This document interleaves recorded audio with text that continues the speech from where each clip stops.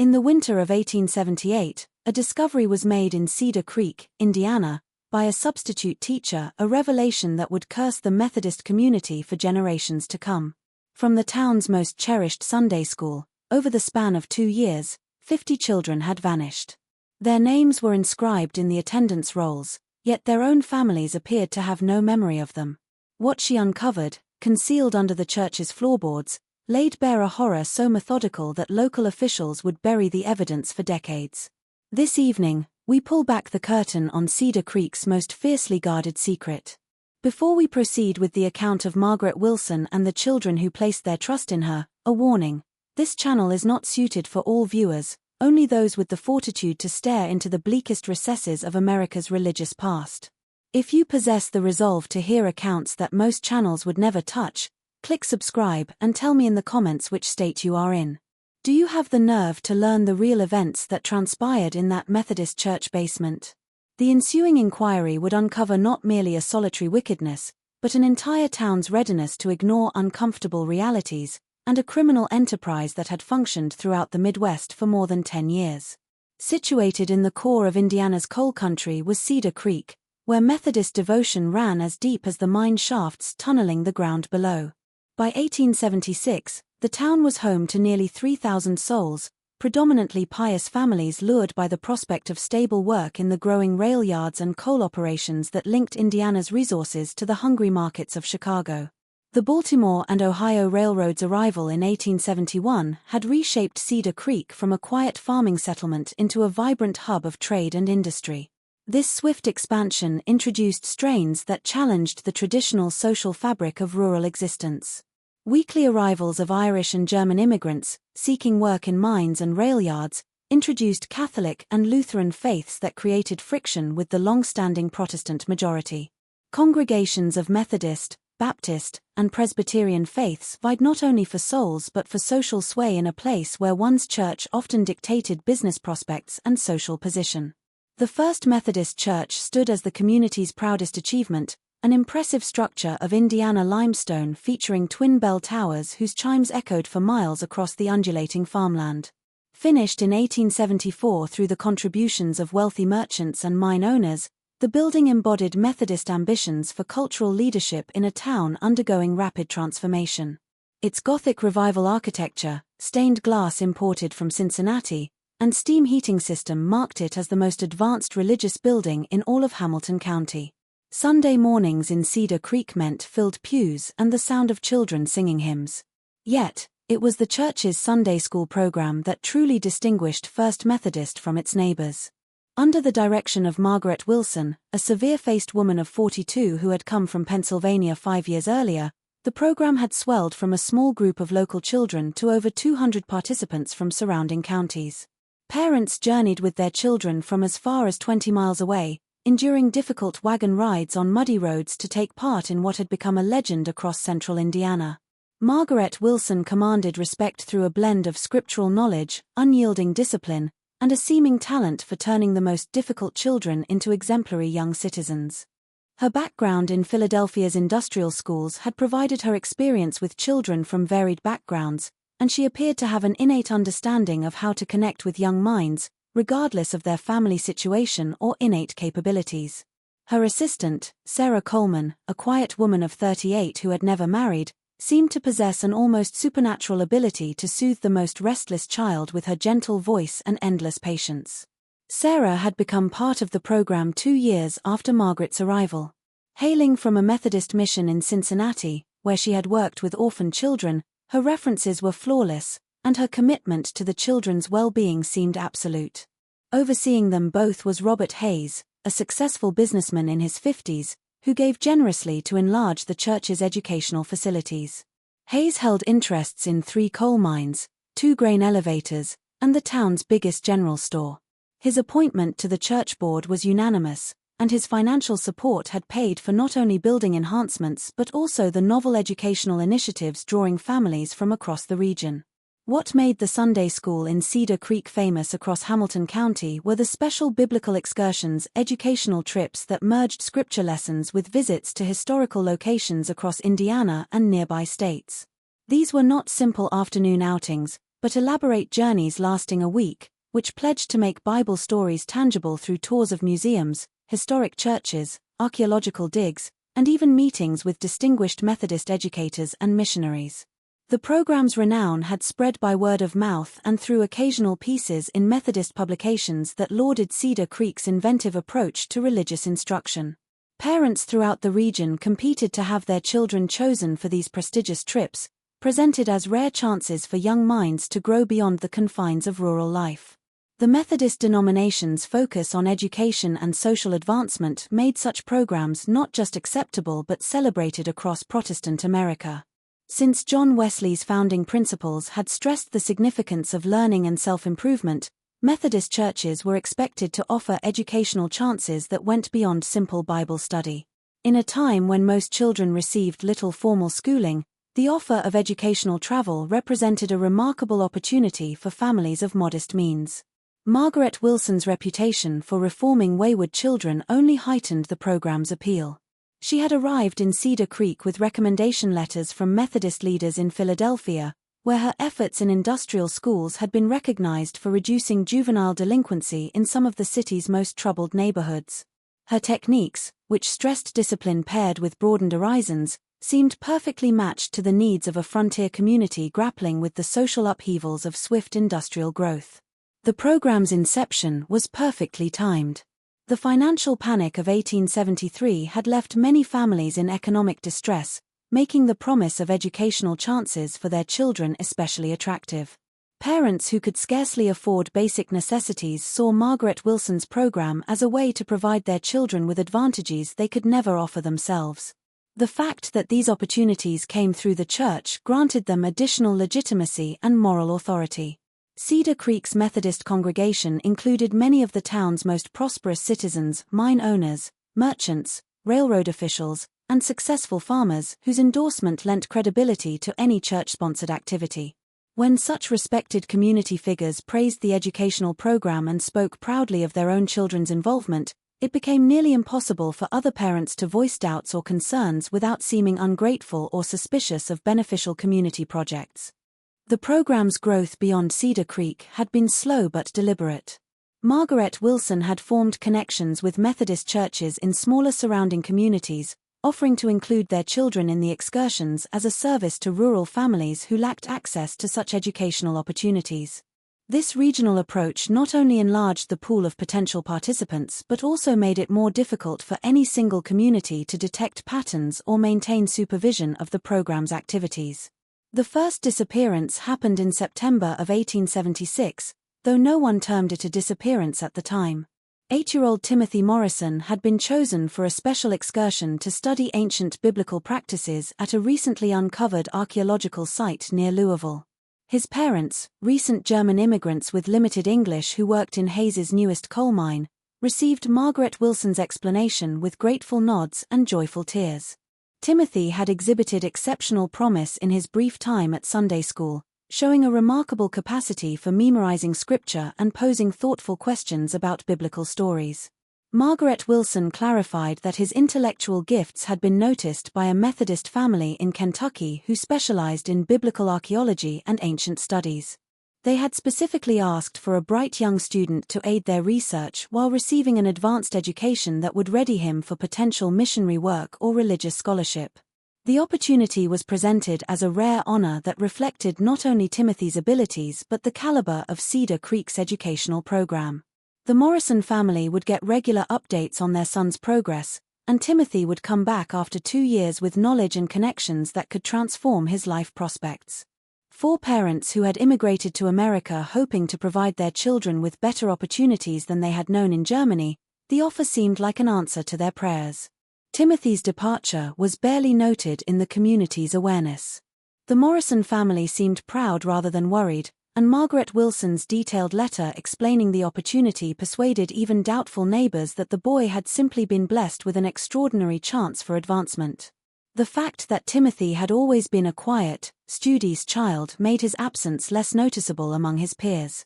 2 weeks later, 10-year-old Mary Catherine Phillips joined an excursion centered on missionary work in distant communities. Her widowed mother, who struggled to support 3 children on the meager income from taking in laundry, was given assurances that Mary Catherine would learn valuable skills while helping to establish Sunday schools in newly settled territories. The girl's obvious intelligence and leadership qualities made her selection seem not just reasonable, but inevitable. Mary Catherine had been one of the most popular children in the Sunday school program, known for her ability to assist younger children with their lessons and her enthusiastic participation in all activities. Margaret Wilson explained that a Methodist mission organization in Illinois had specifically requested a capable young girl to help with their work among families moving west. Mary Catherine would receive training in teaching methods while helping to spread Methodist education to frontier communities lacking established churches. The promise of regular letters and an eventual return was accompanied by the suggestion that Mary Catherine's experience could lead to a career as a professional teacher or missionary, occupations that would provide financial security and social standing far beyond her current circumstances. For a widow facing an uncertain future, the opportunity seemed like divine intervention. By Christmas of 1876, 6 more children had left on various educational expeditions. Each departure followed the same meticulous pattern. Selection based on demonstrated merit, detailed explanations of educational opportunities, promises of correspondence that never quite materialized, and reassurances that any silence simply reflected the children's deep immersion in their studies. What enabled this systematic disappearance was a calculated methodology having nothing to do with educational merit or spiritual growth. The brilliance of Margaret Wilson's system was in its manipulation of parental hopes and social conventions. In a community where educational opportunity was scarce and upward mobility rare, the chance for a child to advance through church connections represented a family's greatest aspiration. To question such opportunities would have seemed not just ungrateful, but potentially harmful to other children's prospects within the program. As Ellen Hartwell would later discover, the selection of children for the excursions followed a calculated methodology that had nothing to do with educational merit or spiritual development. Margaret Wilson and Sarah Coleman had devised a systematic method for identifying the most vulnerable and valuable candidates for their criminal enterprise. Their main criteria focused on family situations that would make disappearances less likely to prompt immediate investigation. Children from immigrant families were preferred because language barriers and cultural differences made parents less inclined to question authority figures or navigate complex inquiries about their children's whereabouts. Newcomers to the community were especially valuable because they lacked established social networks that might notice and look into unexplained absences. Economic hardship played a critical role in the selection process. Families struggling financially were more likely to be grateful for opportunities and less likely to ask difficult questions that might endanger their children's apparent good fortune. Widowed mothers, large families with limited resources, and parents employed in dangerous jobs that could leave children orphaned at any moment were all considered ideal candidates. The children themselves were assessed based on their potential market value in the criminal networks Margaret Wilson had nurtured over years of careful development. Younger boys with strong builds were destined for industrial labor in factories and mines where their small size and developing strength could be exploited without immediate health repercussions. Older girls with pleasant looks and basic education commanded high prices in domestic service markets that Ellen would later learn reached far beyond legitimate household employment. Intelligence was actually seen as a drawback in some cases, as brighter children were more prone to resist indoctrination, try to escape, or find ways to contact their families. Margaret Wilson favored children who were bright enough to be valuable, but docile enough to be manageable. The Sunday school program offered an ideal laboratory for observing children's personalities and identifying those most suited for different forms of exploitation. Sarah Coleman's part in this evaluation process proved essential. Her gentle demeanor and obvious affection for the children gave her access to intimate details about their fears, hopes, and family relationships. She would spend hours in private conversation with potential candidates, supposedly offering pastoral care and educational guidance, but actually gathering information that would decide their ultimate fate. The winter of 1876–77 marked a major expansion in the operation's scope. Margaret Wilson had formed links with similar programs in Methodist churches across Indiana, Ohio, and Illinois, creating a regional network that could move children across state lines and make tracking infinitely more difficult. This expansion had been meticulously planned to coincide with improved railroad connectivity that made long-distance travel both easier and less conspicuous. Robert Hayes's business connections proved invaluable in enabling this expansion. His involvement in railroad shipping and grain trading had given him contacts throughout the Midwest, many of whom were willing to help with discreet transportation arrangements in exchange for favorable business terms. The legitimate cover offered by his various enterprises made it possible to move children across multiple states without arousing suspicion from law enforcement or railroad officials. The financial returns from the operation had surpassed all expectations, generating enough income to fund significant expansions of the church's facilities and educational programs. This created a virtuous cycle from the conspirators' perspective. Their criminal profits funded improvements that attracted more families and provided better cover for their activities. The new church basement facilities financed by Hayes's donations included private rooms and storage areas that facilitated their operations. By the spring of 1877, the program was handling children from over 12 different communities, with some families traveling more than 30 miles to take part in Cedar Creek's famous educational offerings. This geographic spread made it virtually impossible for any single community to detect patterns or maintain oversight of the program's activities. Parents in different towns rarely communicated with each other, and the prestige tied to selection for the excursions discouraged questioning that might seem to challenge the program's integrity. But the true architect of this deception would prove to be someone far more calculating than anyone had suspected. The operation's success attracted attention from criminal networks in major cities, who were eager to establish reliable sources for child labor. Margaret Wilson's reputation for delivering healthy, educated, and properly conditioned children had spread through underground channels, leading to advanced orders and premium pricing that transformed what had started as opportunistic crime into systematic human trafficking. Sarah Coleman's personal journal, which Ellen Hartwell would eventually find, revealed the psychological sophistication that made the operation possible. Unlike Margaret Wilson, whose motivations seemed primarily financial, Sarah demonstrated a disturbing fascination with the process of psychological manipulation itself. Her detailed observations of each child's personality, fears, and weaknesses read like clinical studies in human behavior. The journal contained troubling passages about conditioning children for their eventual destinations. Sarah had developed techniques for slowly separating children from family attachments, determining which children would adapt best to different types of work, and creating strategies to prevent rebellion or escape attempts. Her apparent affection for the children concealed a cold assessment of their commercial potential and psychological vulnerabilities. One particularly chilling entry described her work with 12-year-old Anna Kowalski, whose selection for a special missionary training program had been celebrated by her Polish immigrant parents as a divine blessing. Sarah's notes detailed how she had gradually persuaded Anna that her family's poverty and foreign background made them unsuitable guardians for a child with such exceptional spiritual gifts.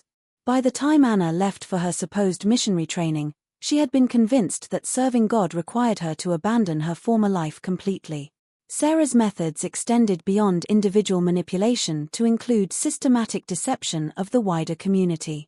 She had created a carefully managed correspondence system that gave the illusion of ongoing contact with departed children while actually providing no genuine communication at all. Parents received periodic updates written in Sarah's hand, but supposedly dictated by their children, describing progress in their studies and expressing gratitude for the opportunities they were receiving. These fabricated letters served multiple purposes. They reassured parents and prevented persistent inquiries that might lead to investigation. They offered seemingly innocent explanations for the children's continued absence and apparent reluctance to return home. Most importantly, they created a paper trail that could be used to justify the program's activities if questions were ever raised by outside authorities.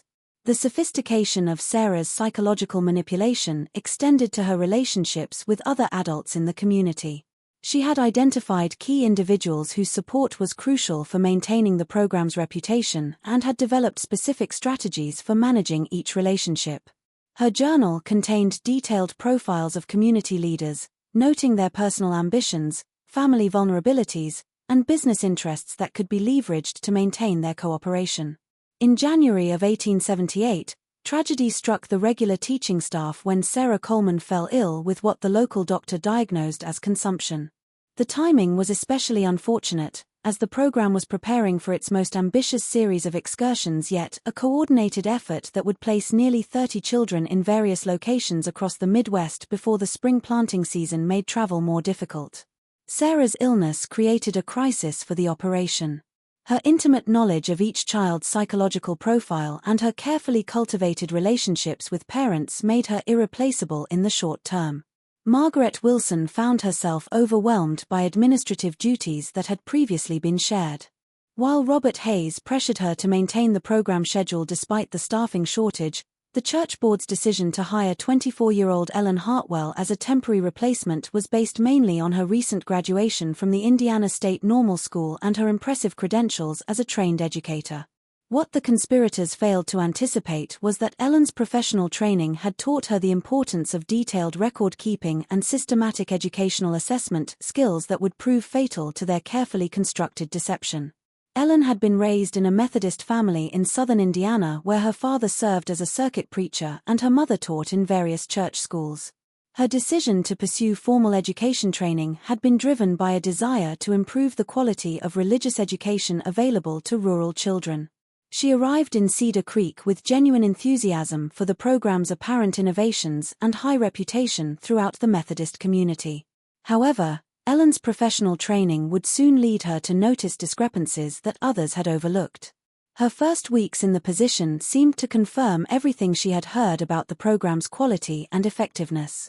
The children who remained in regular attendance were indeed well-behaved, knowledgeable about scripture, and enthusiastic about their studies.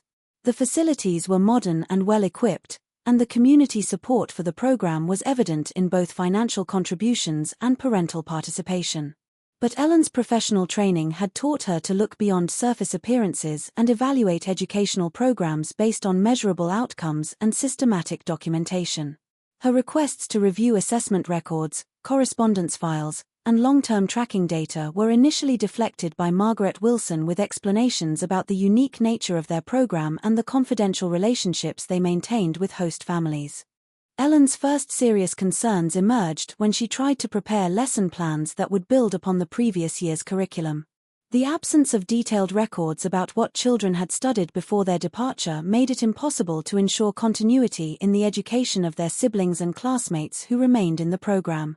When she raised these concerns with Margaret Wilson, she was told that the departed children's studies had been so specialized that their curriculum bore little relationship to the regular Sunday school program. More troubling still, when Ellen casually mentioned some of the missing children in conversations with longtime church members, she was met with confused looks and vague responses. It was as if the community had collectively forgotten these young souls had ever existed. Parents who had once proudly spoken of their children's educational opportunities now seemed reluctant to discuss the subject at all, changing the conversation when Ellen attempted to ask about letters or updates from their absent children. Ellen's professional training had included instruction in recognizing signs of educational fraud and institutional abuse, problems that were becoming increasingly common as demand for educational services outpaced the supply of qualified providers. The pattern she observed in Cedar Creek matched several warning signs she had been taught to identify: vague record-keeping, reluctance to provide documentation, defensive responses to reasonable questions, and systematic isolation of program participants from outside oversight. Her first direct confrontation with Margaret Wilson came in February of 1878. Ellen had prepared a letter to send to the families hosting the children on extended excursions, hoping to establish correspondence between the young students and their former classmates. Such communication was standard practice in legitimate educational exchange programs and served important purposes in maintaining emotional connections and assessing student progress. Margaret's reaction was swift and severe. Such contact would disrupt the children's studies and potentially undermine their host's authority. The families hosting the children had specifically requested minimal outside interference to allow the students to fully immerse themselves in their new educational environments. Ellen was forbidden from any communication regarding the absent students and warned that further interference could jeopardize her position and the program's carefully cultivated relationships. The substitute teacher's suspicions deepened when she discovered that none of the churches or educational institutions supposedly hosting the children had ever heard of the Cedar Creek program. Letters sent to Methodist congregations in cities where children had reportedly been placed returned with polite but confused responses. No one had any record of Cedar Creek students or educational exchanges. Ellen's investigation took a crucial turn when she began examining the financial records associated with the educational program. As a trained educator, she understood that legitimate educational exchanges typically involved detailed financial arrangements, insurance considerations, and contractual agreements between participating institutions. The absence of such documentation in Cedar Creek's files seemed increasingly suspicious. Robert Hayes's role in financing the program had always been presented as straightforward philanthropy, a successful businessman supporting community education through generous donations.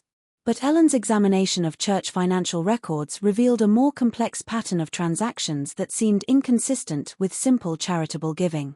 Large sums of money moved in and out of program accounts with no clear documentation of their purpose or destination. More troubling still were the personal financial changes Ellen observed in the program's leadership. Margaret Wilson had purchased substantial property in Cedar Creek and was reportedly considering investments in California real estate. Sarah Coleman, despite her modest teacher's salary, had accumulated enough savings to afford extended medical treatment in Chicago. Robert Hayes had expanded his business operations significantly, opening new stores in neighboring towns and purchasing additional mining interests. The collective wealth accumulation among the program's leadership seemed far beyond what their legitimate incomes could support. Ellen's father's experience as a circuit preacher had given her familiarity with the typical financial circumstances of Methodist educators and church officials.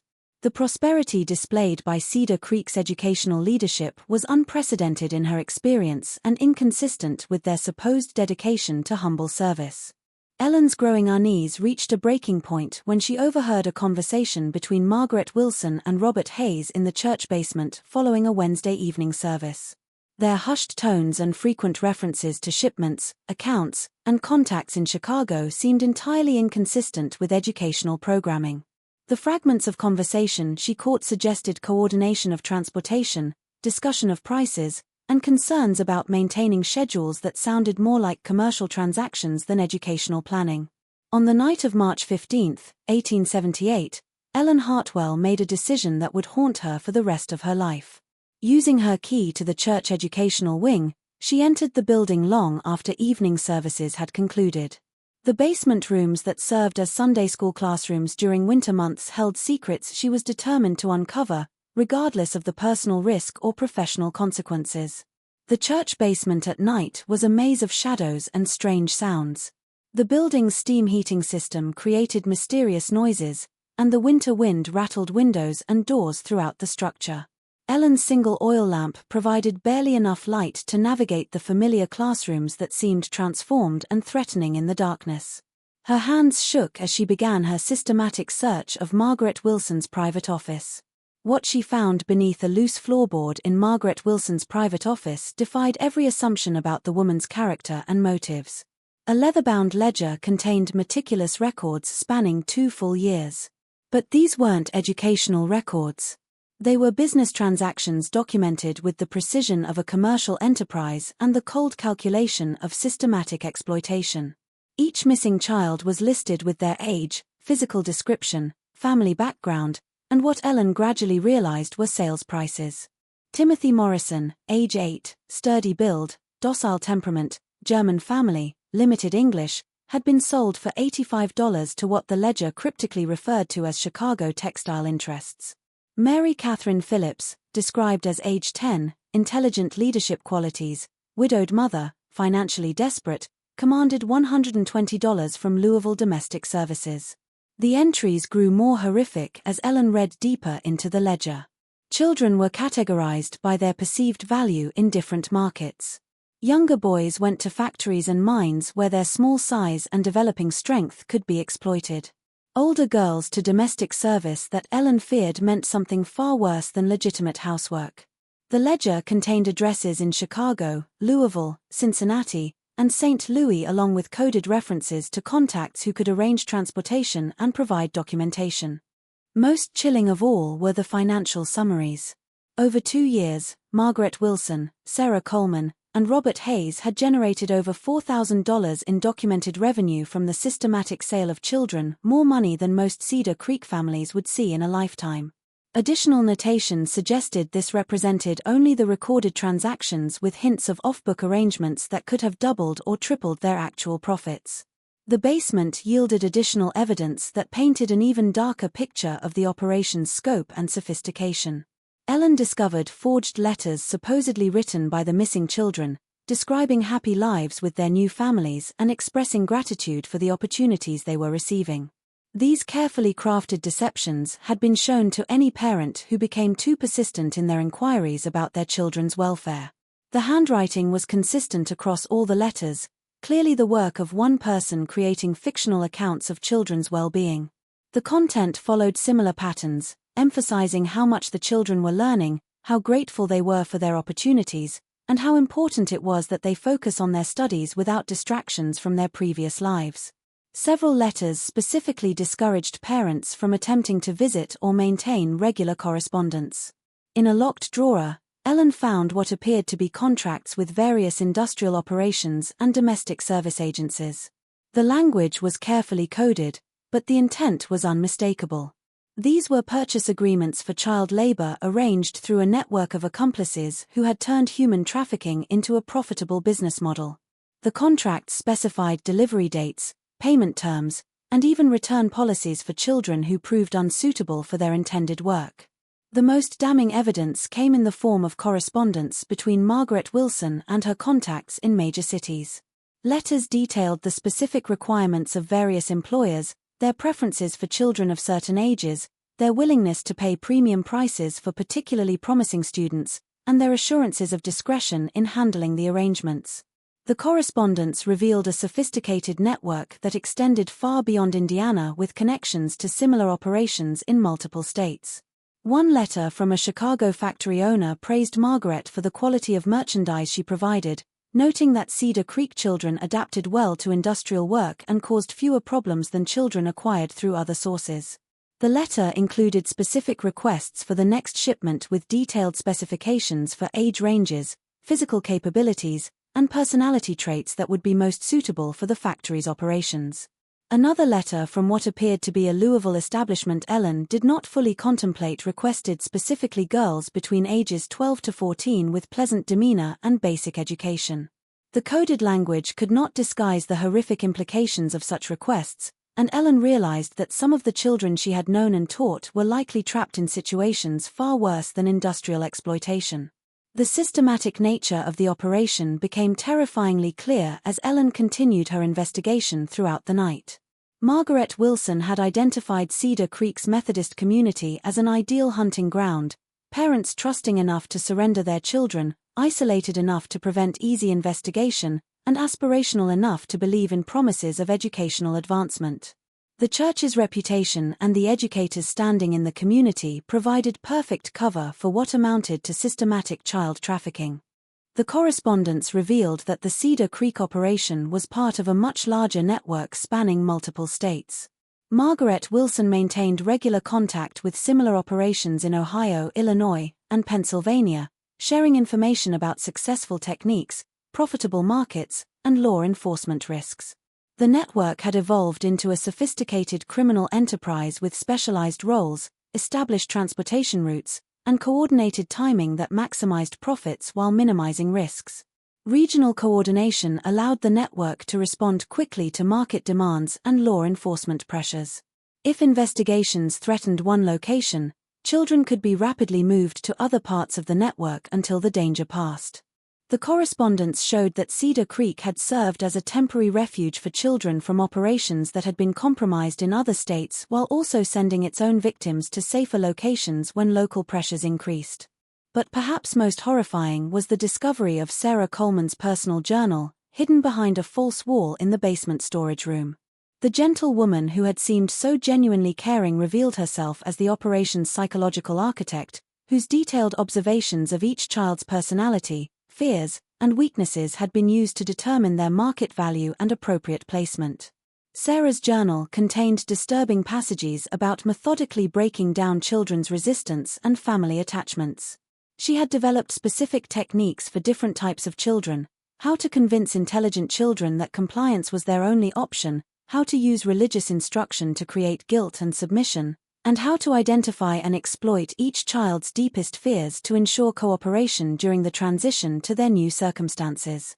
The journal revealed that Sarah's apparent illness was likely fabricated to provide cover for the operation's final phase.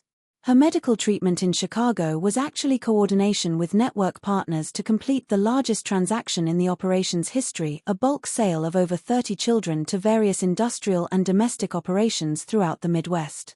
Hidden among Sarah's papers, Ellen discovered something that chilled her more than all the financial records and correspondence combined: fragmentary testimonies from children who had attempted to escape or communicate with their families. These desperate messages had been intercepted and preserved, apparently as insurance against network partners who might consider betraying the operation. One note written in a child's careful handwriting read, "Mama, they told me you didn't want me anymore because I was bad. I work in the big building with the loud machines, my hands hurt all the time, and I'm so tired. Please come get me. I promise I'll be good." The note was marked with an address in Chicago and a notation indicating it had been intercepted before delivery. Another fragment, apparently torn from a larger letter, contained a girl's plea: "The lady here says I have to be grateful for my food and bed, but she makes me do things that feel wrong. I remember what you taught me about right and wrong, but she says God wants me to obey. I'm scared and I want to come home." The handwriting was identified in Sarah's careful notation as belonging to Mary Catherine Phillips.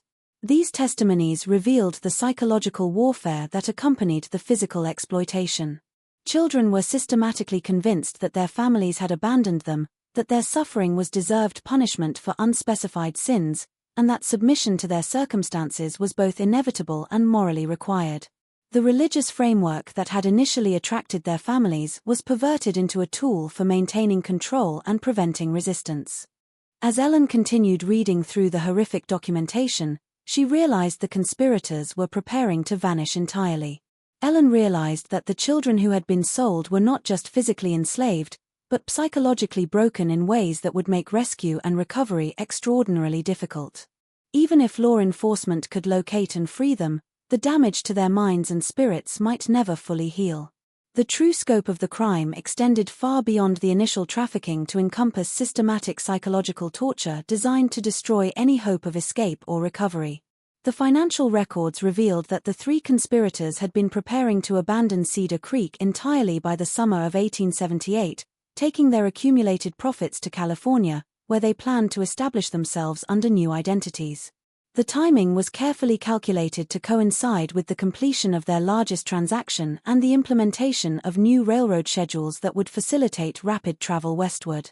Margaret Wilson had already purchased property near San Francisco under an assumed name, while Robert Hayes had been liquidating his Indiana business interests and converting assets to portable forms that could be easily transported.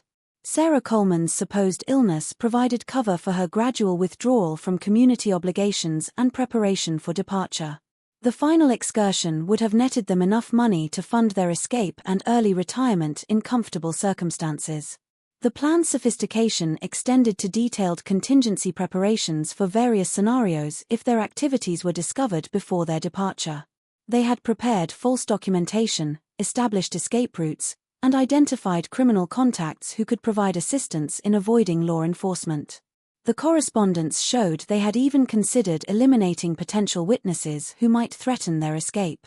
Ellen's discovery of these escape plans revealed the urgency of her situation.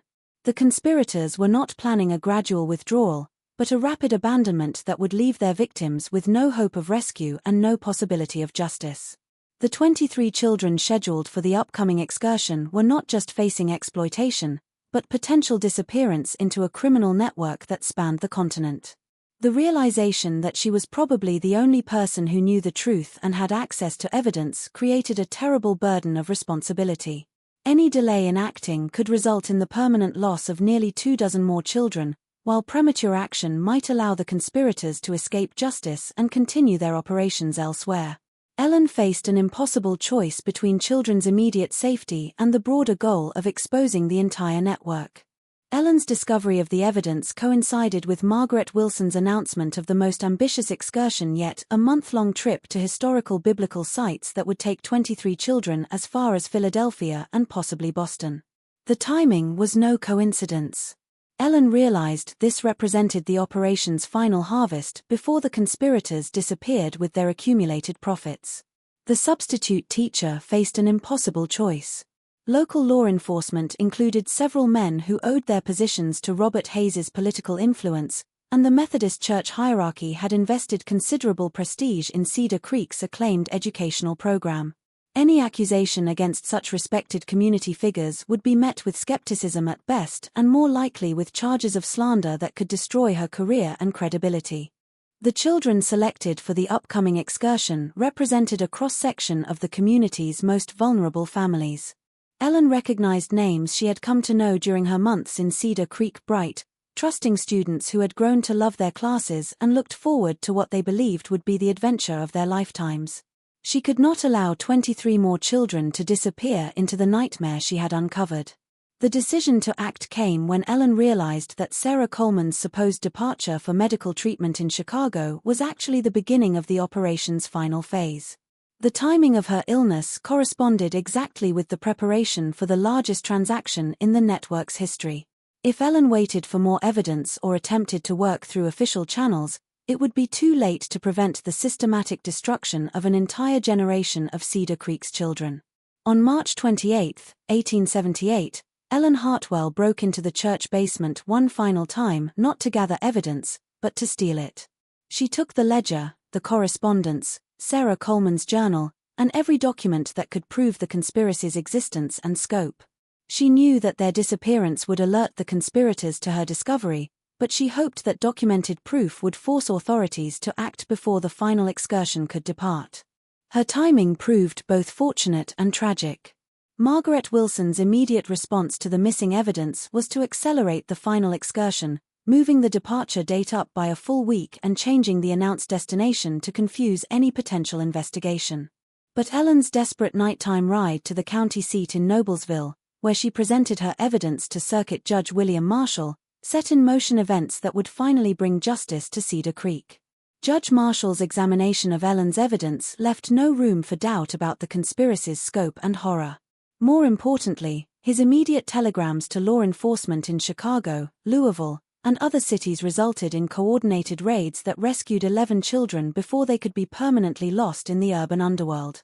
The rescue operations revealed that the network extended even further than Ellen's evidence had suggested, with connections to criminal organizations throughout the Midwest and beyond.